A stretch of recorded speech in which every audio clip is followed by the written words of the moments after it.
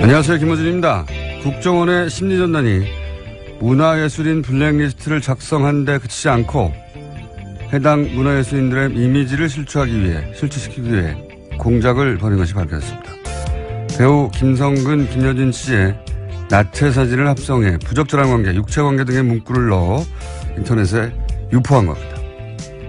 일국의 최고 정보기관이 사람의 수치심을 가장 적나라하게 자극하는 방식으로 민간인들 공격한 거죠. 누가 했는지도 알 수 없고 그 출처도 알 수 없어서 당하는 민간인들로서는 저항할 방법조차 찾을 길이 없었죠. 그런데 국정원이 아무도 시키지 않은 일을 그냥 심심해서 했나요? 국정원이 이런 일을 한 목적은 자명합니다. 보수 정권의 비판적인 인사들을 사회 경제적으로 매장시키기 위해서 한 거죠. 제가 이해할 수 없는 것은 자신들의 정권을 유지하기 위해 최고정보기관을 이렇게 양아치 수준으로 부린 정권의 운영자들, 이명박의 한나라당, 박근혜의 새누리당, 그리고 지금의 자유한국당은 이 범죄에 대해 왜 아무런 사과도 안 하는 겁니까? 정당이 없어졌나요? 있는 것 같던데. 김호준 생각이었습니다.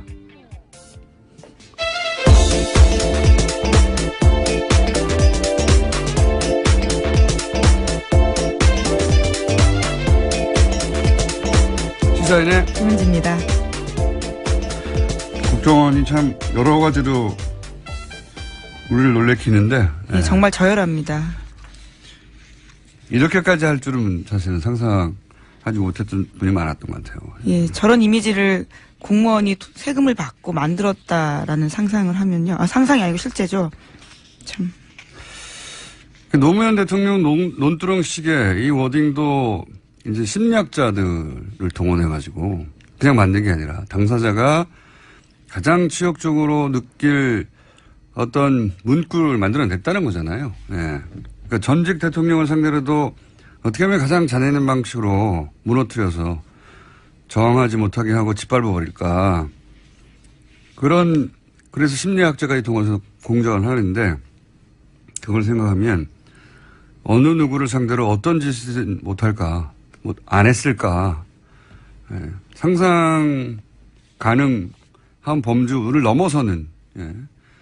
온갖 짓을 한 것이 분명한데, 좀 방금 얘기했지만, 아니, 그러면은 그때 여당이었던, 네. 집권 세력이었던, 한나라당, 새누리당, 그리고 지금은 자유한국당.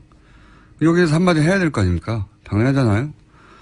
대국민은 아니더라도 최소한 당사자란 애들에게라도 뭐라고 해야 되는데, 없는 척 하고 있어요. 네. 제가 김성근이라고 했다고 하나요? 문성근 씨인데. 예, 오늘 3부에서 저희가 직접 모시고 관련해서 당사자는 얼마나 괴롭겠습니까? 말 못할 여러 가지 고통이 있었을 텐데 구체적인 사례와 이야기를 인터뷰를 저희가 3부에서 나눠보기로 하겠습니다. 자, 브리핑 시작하기 전에 요즘은 저희 앞방송이 있습니다. 김보빈 아나운서가 진행하는 앞방송 문자로 그런 문자가 와요. 오늘도 브리핑 좋았어요. 김은지 화이팅. 이제는 저희 방송 시작할 때 오는 게 아니라 앞방송에 옵니다. 타임머신 문자들. 예. 미리 들으신 거죠? 자. 어쨌든 감사합니다. 첫 번째 뉴스는요? 네, 문재인 대통령이 유엔 총회 참석차 다음 주에 뉴욕을 방문합니다. 그에 앞서 어제 미국 CNN 방송과 인터뷰를 했는데요. 전술핵 관련된 입장을 공식적으로 냈습니다. 북한의 핵에 대응해서 우리가 자체적으로 핵 개발을 해야 한다거나 우리가 전술핵을 다시 반입해야 한다는 생각에는 동의하지 않는다라고 밝힌 겁니다. 문재인 대통령은 특히 동북아 전체의 핵 경쟁을 촉발시켜서 동북아 전체의 평화와 안전을 저해할 것이라는 판단한다라고 강조했습니다. 이건 뉴스공장에서 줄기차게 얘기했던 거고, 예, 어젠가요? 매티스 국방장관도 얘기했잖아요. 예. 네, 공개적으로 그런 이야기를 했습니다. 뉴스공장을 듣는 것 같아요. 매티스가요? 왜냐면은 제가 위치가 뭐가 중요하냐고, 우리 땅에서 쏘건, 동해에서 혹은 서해에서 핵잠수함에서 쏘건, 뭐가 중요하냐고. 게다가 더 구체적으로 얘기하면 이거 조그만 핵폭탄이라고 그랬잖아요. 예. 그거는 이제 비행기 실어서 떨어뜨리거나 해야 되거든요. 핵잠수함 소리 더 빨라요. 그거 납치하고 날아가서 떨어뜨리는 것보다 실제 그 핵이 가진 억지력이 중요한 건데, 예, 위치가 뭐가 중요한지, 이건 이제 계속 말씀드리지만 이런 얘기를 뻔히 알면서도, 국민들이 불안해 하잖아요. 어쨌든 간에. 그 불안감을 이용해서 사실은 정치적으로 이득을 얻으려고 이런 주장을 하는 거죠. 예. 근데 어쨌든 문재인 대통령도 그런 얘기를 했고, 국방장관도, 예, 거의 비슷한 시기에 얘기하네요. 예. 네, 공식적으로 전술핵 재배치를 부정한 건데요. 핵 억지력을 갖고 있으면 핵무기 위치는 중요하지 않다라고 밝힌 겁니다. 뉴스 잘 들었어요, 이 양반이. 네. 놀라운 가설입니다. 지난주에 얘기했는데, 중요한 방송이니까 번역해서 들을지도 몰라요. 예, 어쨌든, 이게 미국이 전술핵 재배치의 뜻이 조금이라도 있는 것처럼 뉴스가 잠깐 나왔잖아요. 그건 소위 이제 유엔 안보리 제재안 직전에 대중국 압박 메시지라고 하는 건 사실 미중 관계에 조금이라도 관심 있는 사람들은 뻔히 알만한 내용인데도 그 무시하고 계속 전술핵 얘기를 했었죠. 예. 800만 달러 지원하겠다는 얘기도 검토 중이라는 얘기도 나오지 않았습니까? 예. 네, 어제 정부가 밝힌 바인데요. 국제기구의 대북 인도 지원 사업에 800만 달러를 지원하는 방안을 검토 중이라고 밝혔습니다. 유니세프 세계식량계획 등 유엔 산하 국제기구 요청에 따른 대북 지원 사업에 대한 논의를 할 거다라는 겁니다. 알겠습니다. 방금 한 줄 속보인데, 북한이 또 미사일을 발사했네요. 예. 네, 합참에서 밝힌 바인데요. 북한이 평양 일대에서 동쪽으로 미사일을 발사했다라고 속보가 떴습니다. 아직은 속보고요. NH가 보도한 거고, NHK가. 이제 유엔 안보리 대북 제재가 있었으니까 북한도 한마디 해야 되는 거죠, 지금. 예.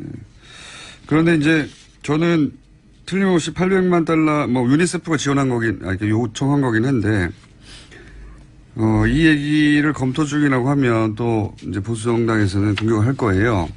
보수정당은 항상 일관된 태도로 그래왔으니까요. 근데 그래서 모든 대화 채널을 다 끊어버렸지 않습니까? 예. 저는 이럴 때일수록 이런 돌파구가 필요하다고 봅니다. 예. 서로 총을 쏘고 막 전쟁할 때 1차 대전, 2차 대전 이럴 때도 각국 정상은 계속 대화를 했어요. 채널을 돌리고. 어떻게 아무 대화도 안 하고 있습니까?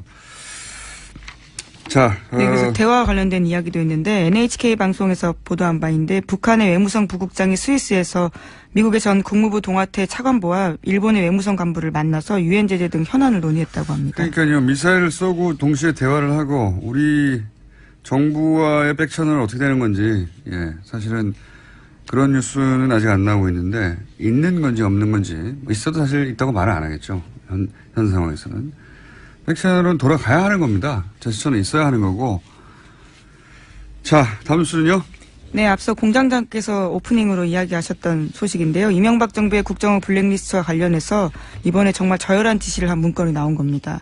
국정원 심리전단이 2011년 여름에 배우 문성근 씨와 김여진 씨의 부적절한 관계를 꾸며내서 이미지를 실추시키는 내용의 계획서를 작성하고 상부에 보고했다라고 합니다.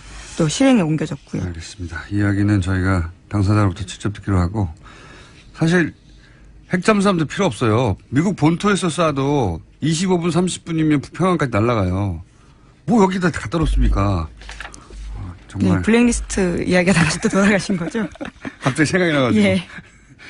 자, 블랙리스트 이야기 있고요. 예, 블랙리스트 뉴스는 쏟아지고 있습니다. 계속해서 MBC도 자체 블랙리스트 있다는 얘기 나오고 KBS도 나오겠죠. 그거 다 자세하게. 자, 최근에 또 BBK가 자꾸 수면 위로 올라오고 있잖아요. 이 뉴스도 뉴스공장의 관심사인데. 네. 어제 대정부 질문에서 박영선 의원이 또 관련된 의혹을 제기했습니다. BBK 가짜 편지 사건과 관련한 새로운 증거가 있다라고 공개한 건데요. 자신이 받은 문자 메시지를 보여준 겁니다. 이 해당 메시지에는 박영선에게 제 본의가 아니었음을 사죄드리며 기회가 되면 정식으로 사과하겠다라는 내용인데요. 그러니까 가짜 편지를 발표한 검찰의 발표가 전부 거짓이다라는 내용이 있습니다. 이게 뭐냐면 BBK 전문가로서 이게 뭐냐면은 기획입국 이런 단어 생각나시죠? 당시 네, 2007년이었습니다. 한마디로 하면 민주당이 BBK를 이명박 후보에게 죄를 뒤집어 씌우기 위해서 만들어서 뒤집어 씌우기 위해서 김경준과 짜고 김경준을 입국시켰다. 네, 기획해서 입국시켰다라는 거죠. 이런 설을 주장했어요. 당시 새누리당에서. 근데 이제 그걸 나중에 선거 막판에 그걸 입증하는 편지라면서 흔든 게 하나 있어요. 네. 근데 내용이 뭐냐면 김경준 씨하고 교도소에 같이 수감됐던 모 씨가 김경준 씨에게 편지를 보냈다. 근데 내용이 뭐냐면 큰 집, 당시 노무현 정부 청와대를 의미하는 거죠. 큰 집과 무슨 약속을 했던 간에 이용당할 거다. 그러니까 하지 마라. 이렇게 만류하는 그런 내용이에요. 근데 이 편지가 날조된 거라고. 3년이 지나고 나서 그 수감자의 형제가 네, 고백을 합니다. 내가 썼다고 그거. 가짜 편지라는 네. 거죠. 근데 자기가 왜 썼냐 했더니 양모 씨가 뭐 언론에 보도했으니까 얘기하죠. 양승덕 씨가 초안을 만들어서 자기한테 줬고 자기는 그래서 그 편지를 마치 보낸 것처럼 국제우편 영수증 조작해가지고 만든 거라고. 그러면 이제 여기서 질문은 그 양모 씨는 대학교에 근무하는 그냥 대학교의 직원이었거든요. 무슨 정치권에 있는 분이 아니었어요. 이런 분이 이걸 왜 하지? 양모 씨가 이렇게 거대한 사건을 선거에 어떤 대선의 그 한복판에서 편지를 만들어냈다는 게 이해가 안 가잖아요. 그럼 누가 시켰을까? 당연히 이렇게 연결돼야 되는데, 그 편지를 전달받은 당시 김병진 이명박 후보 상임특보나 은진수 당시 클린위원회 팀장이나 그 편지를 공개하는 홍준표 클린위원회 위원장, 당시 홍준표 위원장이었어요. 모두 무죄가 났어요. 배우가 없다는 거죠. 예. 그때 그 폭로한 신명 씨는 이상득, 최시중, 신기옥 대통령의 이명박 대통령의 동서죠. 이 사안을 핸들링하고 있으니 검찰에 가서 얘기해도 된다. 이렇게 얘기 들었다고도 진술했는데 예. 모두 검찰이 사면해 준 거예요. 지어낸 얘기라고 검찰이 했어요. 지어낸 얘기. 털어준 겁니다. 예. 이 사건 역시 재수사 대상인데 박영선 의원이 어떤 단서 새로운 물증을 가지고 있는지 모르겠는데 저희가 한번 인터뷰 시도해 보겠습니다. 자, 뉴스 하나 정도 더 하고 이제 저희가 준비한 미니 인터뷰가 있거든요. 예. 네. 저보다 많이 나오는 게 아닌가 싶은 이정열 전 판사님을 곧 연결해야 될 것 같습니다. 어떤 뉴스가 있습니까, 정치권에? 예, 국민의당에서 추미애 더불어민주당 대표의 소위 땡깡 발언에 대해서 문제 삼고 있습니다. 추 대표의 사과 요구 없이는 김명수 대법원장 인준안 처리를 위한 국회 일정에 협조할 수 없다라는 입장을 밝혔습니다. 기분이 나빴겠죠. 땡깡을 놓는 집단이라고 하면. 예. 화날 수 있죠. 근데 정치가 원래 그렇게 말로 치고 박는 거고, 뭐 조롱도 하고 면박도 하고, 어느 나라 그래요. 다른 나라 국회 그 진행되는 거 보면 서로 그냥 날선 공방, 뭐 유머를 좀 섞어가면서 하기도 하는데, 근데 이제 추미애 대표만 땡깡 놓는 집단이라고 했냐. 안철수 대표도 문재인 청와대야말로 적폐라고 했거든요. 예. 근데 만약에 그런 말을 듣고 문재인 대통령이 나를 적폐라고 하다니 모욕적이다. 사과하기 전까지는 청와대 업무를 보지 않겠다. 이렇게 말했다고 생각해 보세요. 그럼 언론이 가만히 있겠어요? 정치적 공방하고 공적인 책무를 구분하지 못한다고 그랬겠죠. 비난이 쏟아졌겠죠. 누구도 편들어주지 않았을 거예요. 그러니까 국민의당은 추미애 대표하고 말로 싸우면 됩니다. 말로 싸우는 게 정치인데 그래서 더 설득력 쪽의 지지를 받고 근데 사과하기 전에는 이제 사법부 수장 자리를 공석으로 두겠다는 거죠. 일정에 협조할 수 없다는 거잖아요. 네, 원래 25일 전에 임명 절차를 끝내야 되는데요. 거기에 얽매이지 않겠다라고 밝힌 겁니다. 그러니까 이런 공방이 있다고 해서 기계적으로 양쪽 다 전달하는 건 좀 말이 안 되는 것 같아요. 자기들이 하는 게 어떻게 사법부 수장을 공석으로 둘 명분이 되냐. 만약에 문재인 대통령이 적폐라고 했다고 청와대 업무를 보지 않는 것과 마찬가지니까 이렇게 따져야 정상 아닙니까? 저는 그렇게 생각이 되는데 항상 이 사태는 제2의 머리 자르기 사태로 벌지나 뭐 이런 식으로 기자들은 빠져나가고 같이 판단 안 하는 거죠. 비겁한 태도라고 봅니다. 저는. 여기까지 하고요. 네, 저는 인사드리고 가겠습니다. 자, 안녕히 계십시오. 지금까지. 예, 시사인 김은지였습니다. 감사합니다. 자, 바로 연결하겠습니다. 저희 뉴스공장에 영장 해설 전담 판사, 각종 사법계에 일어나는 일들을 모조리 해설하고 계신. 왜냐하면 영장 전담 판사도 해봤고 부장 판사도 해본 분이기 때문에 이정열 전 부장 판사 전화 연결되어 있습니다. 안녕하십니까? 네, 안녕하세요. 근데 저 법무수석에서 저기 해설로 뭐 강등된 겁니까? 아니면 보직이 변경된 겁니까? 언론사 해설위원이 훨씬 더 높아요. 네. 알겠습니다. 네. 자, 두 가지 주요 질문인데, 네. 어제 이제 청문회가 있었지 않습니까? 네네네. 대법원 김명수 대법원 보자. 예, 예. 청문회가 있었고, 그 이전에 카이 영장이 또 한 번 기각됐지 않습니까? 네네. 영장 기각이 거의 유행에 가깝게 지금 벌어지고 있는데, 근데 이제 네. 본인 사안이라 증거인멸이 네. 죄가 안 된다라고 영장 기각 사유를 밝혔어요. 네네. 그러니까 본인 사유는 자기를 법적으로 보호하기 위해서 그럴 수 있다고 판정한 것 같고 그게 법리인 것 본데 거기 또 문제 제기를 하는 사람들이 있습니다. 그게 본인이 직접 한 게 아니고 본인 사안을 누구 시킨 게 아니냐 뭐 이런 식의. 네, 여기서 해설이 필요해서 그 기각권은 네네. 어떻게 된 겁니까? 일단 지금 제가 지금 자료를 안 가지고 있어서 좀 불투명하긴 한데 아마 형법 155조인가 아마 그런 걸로 알고 있어요. 거기에 보면 증거인멸죄가 나와 있는데 네. 증거인멸죄 구성 요건 자체가 타인의 형사사건 또는 징계사건 이렇게 돼 있어요. 네. 자기의 형사사건인 경우에 아예 범죄가 안 되는 걸로 지금 법이 그렇게 돼 있습니다. 네. 그러니까 이게 뭐 이렇게 법을 규정하는 게 맞냐 틀리냐를 떠나서 일단 네. 법은 그렇게 돼 있어요. 그러니까 네. 자기 사건인 경우에는 안 된다라는 게 이제 뭐 이건 좀 정말 그 형법의 기본 중에 기본이거든요. 네. 근데 그건 그렇고 네. 다만 이제 제기되는 문제가 뭐냐면 이게 온전히 자기 사건만이면은 뭐 그냥 범죄가 안 되는 건 너무 명백한데 예. 이 증거가 자기 사건 겸 타인 사건일 수도 있거든요. 그래서 이제 뭐 박주민 의원 같은 경우에는 아니 자기가 인멸한 게 아니고 남을 시켰고 예.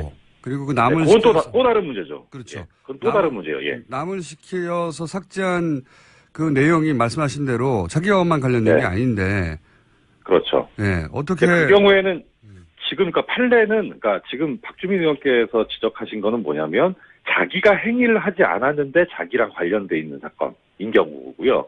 지금 이제 판례가 있는 건 뭐냐면 자기가 행위를 하긴 했는데 그게 타인 및 자기까지 관련되니까 행위자가 누구냐의 차이가 있기는 있어요. 근데 판례는 이제 자기가 행위를 한 경우에 타인하고 관련성이 있으면 그것도 안 된다, 범죄가 안 된다라고 하는 판례가 76년가부터 나오고 있거든요. 현재까지 나오고 있고, 그러니까 문제는 이제 자기가 행위를 안 했는데 타인을 시킨 경우, 내지 방조한 경우, 이 경우는 지금 명백하게는 없어요.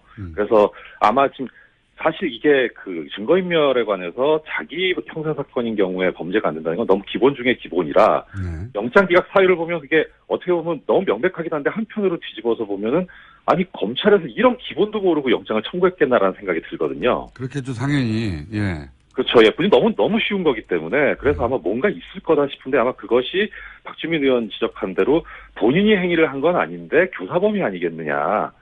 예, 그 경우에는 지금도 아직 명백한 기준이 없어서 그래서 영장을 청구했을 것 같고 지금 사실 그 부분에 관해서 우리나라 판례는 그렇게 돼 있는데 일본 판례를 비롯해서 학설은 다 이거 타인이 게재돼 있으면은 무조건 처벌해야 된다는 게 다수설이거든요. 그래서 판례를 좀 바꿔봐야 되겠다는 생각을 한 건지 아니면 뭐 그 부분에서 판례가 명백하지 않으니까 기준을 세워봐야 되겠다라는 생각으로 한 건지는 명확하지 않습니다만 검찰 태도는 상당히 이제 좀 그 범죄 성립에 관해서 증거인멸이 상당히 중대한 범죄이기 때문에 넓게 좀 보자는 취지고 그리고 이제 법원 입장은 아직까지는 좀 소극적인 입장이 아닌가 뭐 그런 정도예요. 이게 좀 전문적인 부분이라. 자 판사님. 논란의 여지는 있습니다. 네. 예. 그러니까 술을 너무 많이 드시고 자료를 못 보니까 지금 언론만 얘기하시고 자료를 보셨다고. 자료를 어제 장재원 의원 하도 화가 나가지고 장재원 의원군요. 저희가 그건 장재원 의원과 인터뷰를 한번 요청해 보겠습니다. 네. 네. 판사님의 주장과 장재원 의원의 주장이 서로 엇갈리고 사마띠 아니하고 있기 때문에 저희가 그런 인터뷰를 요청한 다음에 네. 진행하기로 하고. 예. 그 김명수 대법원장 청문회에서 제가 이제 납득하기 쉽지 않은 질의들이 몇 가지 나왔어요. 이제 많이 나왔죠. 많이 나왔는데 제가 이제 시간이 별로 안 남았기 때문에 퉁쳐서 여쭤보면 자유한국당 주강덕 의원이 전국 법원장 회의에서 발언한 내용을 가지고 질의를 했어요. 네. 또 장재원 의원은 법무비서관 사표 수리를 독촉한 거 아니냐라고 인사에 관한 내용을 또 질의를 했습니다.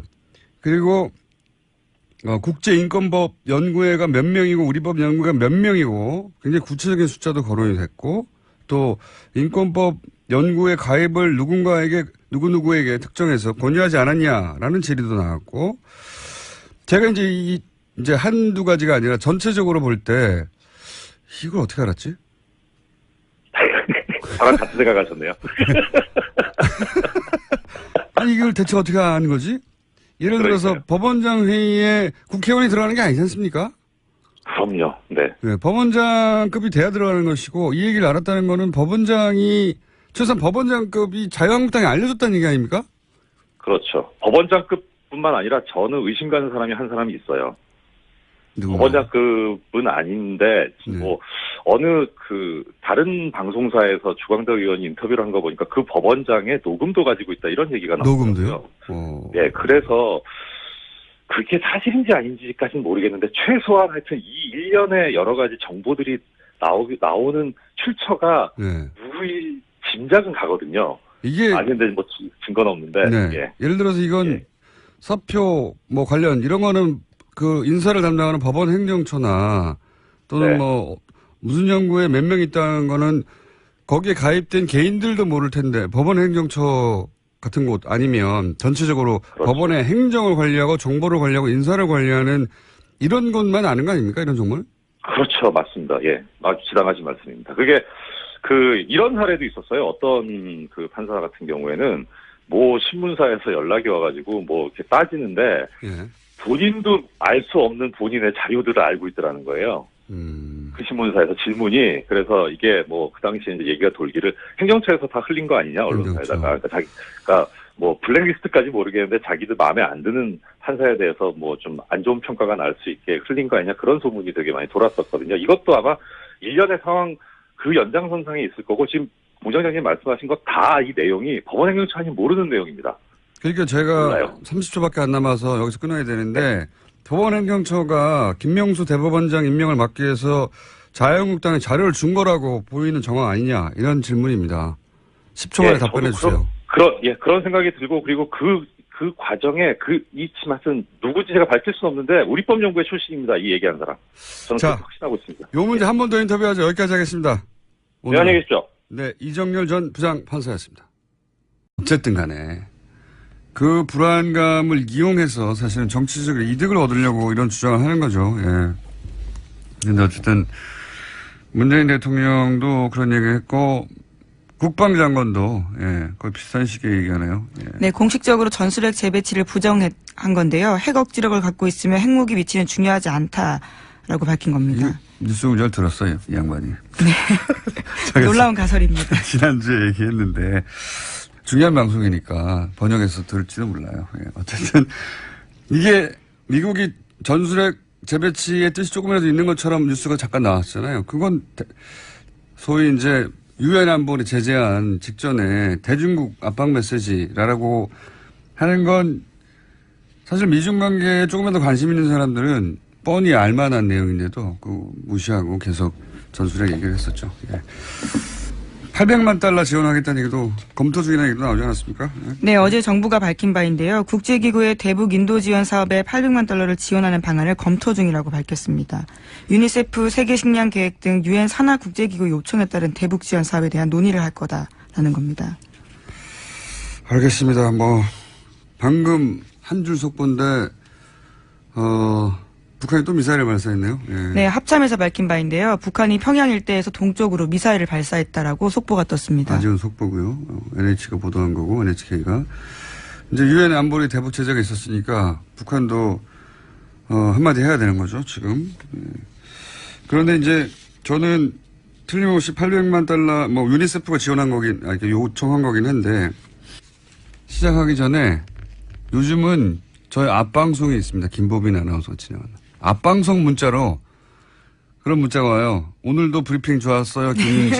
김은지 화이팅. 이제는 저희 방송 시작할 때 오는 게 아니라 앞방송에 옵니다. 타임머신 문자들. 예. 미리 들으신 거죠? 자. 어쨌든 감사합니다. 첫 번째 뉴스는요? 네, 문재인 대통령이 유엔 총회 참석차 다음 주에 뉴욕을 방문합니다. 그에 앞서 어제 미국 CNN 방송과 인터뷰를 했는데요. 전술핵 관련된 입장을 공식적으로 냈습니다. 북한의 핵에 대응해서 우리가 자체적으로 핵 개발을 해야 한다거나 우리가 전술핵을 다시 반입해야 한다는 생각에는 동의하지 않는다라고 밝힌 겁니다. 문재인 대통령은 특히 동북아 전체의 핵 경쟁을 촉발시켜서 동북아 전체의 평화와 안전을 저해할 것이라는 판단한다라고 강조했습니다. 이건 뭐 뉴스공장에서 줄기차게 얘기했던 거고 어젠가요? 매티스 국방장관도 얘기했잖아요. 예. 네, 공개적으로 그런 이야기를 했습니다. 뉴스공장을 듣는 것 같아요. 매티스가요? 왜냐하면은 제가 위치가 뭐가 중요하냐고 우리 땅에서 쏘건 동해에서 혹은 서해에서 핵잠수함에서 쏘건 뭐가 중요하냐고 게다가 더 구체적으로 얘기하면 이거 조그만 핵폭탄이라고 그랬잖아요. 예. 그거는 이제 비행기 실어서 떨어뜨리거나 해야 되거든요. 핵잠수함 쏘는 게 더 빨라요. 그거 납치하고 날아가서 떨어뜨리는 것보다. 실제 그 핵이 가진 억지력이 중요한 건데, 예, 위치가 뭐가 중요한지, 이건 이제 계속 말씀드리지만 이런 얘기를 뻔히 알면서도, 국민들이 불안해 하잖아요. 이렇게까지 할 줄은 사실은 상상하지 못했던 분이 많았던 것 같아요. 예, 저런 이미지를 공무원이 세금을 받고 만들었다라는 상상을 하면요. 상상이 아니고 실제죠. 참. 노무현 대통령 논두렁식의 이 워딩도 이제 심리학자들을 동원해가지고 그냥 만든 게 아니라 당사자가 가장 치욕적으로 느낄 어떤 문구를 만들어냈다는 거잖아요. 예. 그러니까 전직 대통령을 상대로도 어떻게 하면 가장 자네는 방식으로 무너뜨려서 저항하지 못하게 하고 짓밟아 버릴까. 그래서 심리학자가 동원해서 공작을 하는데 그걸 생각하면 어느 누구를 상대로 어떤 짓을 못할까, 안 했을까. 예. 상상 가능한 범주를 넘어서는 예. 온갖 짓을 한 것이 분명한데 좀 방금 얘기했지만 아니 그러면은 그때 여당이었던 네. 집권 세력이었던 한나라당, 새누리당 그리고 지금은 자유한국당 여기에서 한마디 해야 될 거 아닙니까? 당연하잖아요. 대국민은 아니더라도 최소한 당사자란 애들에게라도 뭐라고 해야 되는데 없는 척하고 있어요. 네. 제가 김성근이라고 했다고 하네요. 문성근 씨인데 예, 오늘 3부에서 저희가 직접 모시고 관련해서 당사자는 얼마나 괴롭겠습니까? 말 못할 여러 가지 고통이 있었을 텐데 구체적인 사례와 예, 인터뷰를 저희가 3부에서 나눠보기로 하겠습니다. 자, 브리핑. 안녕하세요. 김어준입니다. 국정원의 심리전단이 문화예술인 블랙리스트를 작성한 데 그치지 않고 해당 문화예술인들의 이미지를 실추시키기 위해 공작을 벌인 것이 밝혀졌습니다. 배우 김성근, 김여진 씨의 나체 사진을 합성해 부적절한 관계, 육체 관계 등의 문구를 넣어 인터넷에 유포한 겁니다. 일국의 최고 정보기관이 사람의 수치심을 가장 적나라하게 자극하는 방식으로 민간인들을 공격한 거죠. 누가 했는지도 알 수 없고 그 출처도 알 수 없어서 당하는 민간인들로서는 저항할 방법조차 찾을 길이 없었죠. 그런데 국정원이 아무도 시키지 않은 일을 그냥 심심해서 했나요? 국정원이 이런 일을 한 목적은 자명합니다. 보수 정권의 비판적인 인사들을 사회 경제적으로 매장시키기 위해서 한 거죠. 제가 이해할 수 없는 것은 자신들의 정권을 유지하기 위해 최고정보기관을 이렇게 양아치 수준으로 부린 정권의 운영자들, 이명박의 한나라당, 박근혜의 새누리당, 그리고 지금의 자유한국당은 이 범죄에 대해 왜 아무런 사과도 안 하는 겁니까? 정당이 없어졌나요? 있는 것 같던데. 김어준 생각이었습니다.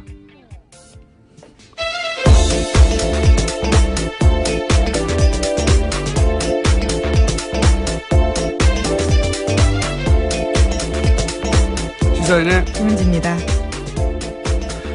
국정원이 참 여러 가지로 우리를 놀래키는데 네, 정말 저열합니다. 이 얘기를 검토 중이라고 하면 또 이제 보수정당에서는 공격을 할 거예요. 보수정당은 뭐 항상 일관된 태도로 그래왔으니까요. 근데 그래서 모든 대화 채널을 다 끊어버렸지 않습니까? 예. 저는 이럴 때일수록 이런 돌파구가 필요하다고 봅니다. 예.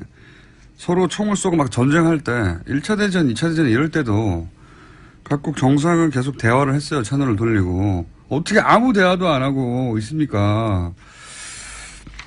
자. 네, 그래서 대화와 관련된 이야기도 있는데 NHK 방송에서 보도한 바인데 북한의 외무성 부국장이 스위스에서 미국의 전 국무부 동아태 차관보와 일본의 외무성 간부를 만나서 유엔 제재 등 현안을 논의했다고 합니다. 그러니까요. 미사일을 쏘고 동시에 대화를 하고 우리 정부와의 백채널은 어떻게 되는 건지 사실은 그런 뉴스는 아직 안 나오고 있는데 있는 건지 없는 건지 있어도 사실 있다고 말을 안 하겠죠. 현 상황에서는.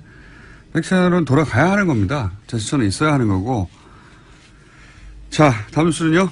네, 앞서 공장장께서 오프닝으로 이야기하셨던 소식인데요. 이명박 정부의 국정원 블랙리스트와 관련해서 이번에 정말 저열한 지시를 한 문건이 나온 겁니다.